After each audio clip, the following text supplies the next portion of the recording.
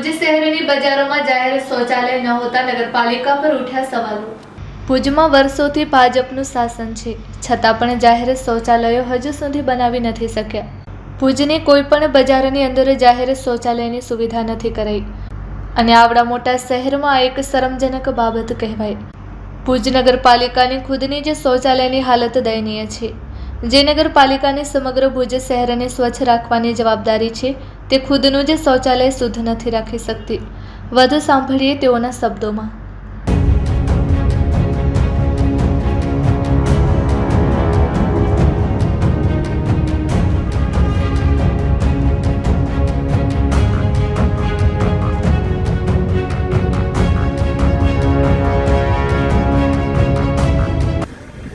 ભુજમાં વર્ષોથી ભાજપનું શાસન છે। આજે બજારમાં કે વિવિધ જગ્યાઓ જ્યાં જરૂરી છે ત્યાં તો જાહેર શૌચાલયો આ નગરપાલિકા અને ભારતીય જનતા પાર્ટીના શાસકો નથી બનાવી શક્યા। આજે ભુજની બજારની અંદર તમે જાઓ તો ત્યાં પણ મહિલાઓ માટે ખાસ કરીને ખરાબ વસ્તુ એ છે કે ત્યાં કોઈ જાહેર શૌચાલયો નથી। બાર ગામથી કે ગામડામાંથી કોઈ ખરીદી કરવા આવતા હોય બહેનો 3, 4, 5 કલાક માટે અહીંયા, ત્યારે આવી કોઈ સુવિધા ન હોય આટલા મોટા શહેરમાં, એ ખરેખર શરમજનક બાબત કહેવાય।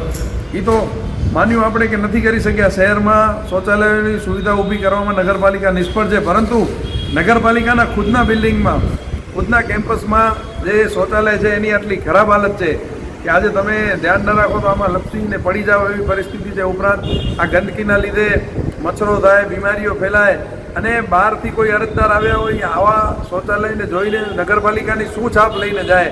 જે નગરપાલિકા ઉપર સમગ્ર ભુજ શહેરને સ્વચ્છ રાખવાની જવાબદારી છે, એ પોતાનો બાથરૂમ સ્વચ્છ નથી રાખી શકતી। આ એકદમ શરમજનક વાત કહેવાય। નગરપાલિકાના ચીફ ઓફિસર જે છે એ મિટિંગોને એવા નામથી કચેરીમાં હાજર નથી હોતા। જ્યારે પૂછીએ ત્યારે મિટિંગમાં હોય છે, કચેરીમાં હોય તો પણ એવું કહે કે સ્ટાફ સાથે મિટિંગ ચાલુ છે। તેઓ નીચે ઉતરીએ પોતાની ગાડીમાં બેસીને ચાલ્યા જાય છે। એસીમાંથી બહાર ન નીકળતા અધિકારીઓના કારણે આજે ભુજની હાલત તો ખરાબ છે, પરંતુ ભુજ નગરપાલિકા કચેરીની અંદર રહેલા શૌચાલયની પણ હાલત ખરાબ થઈ ગઈ છે।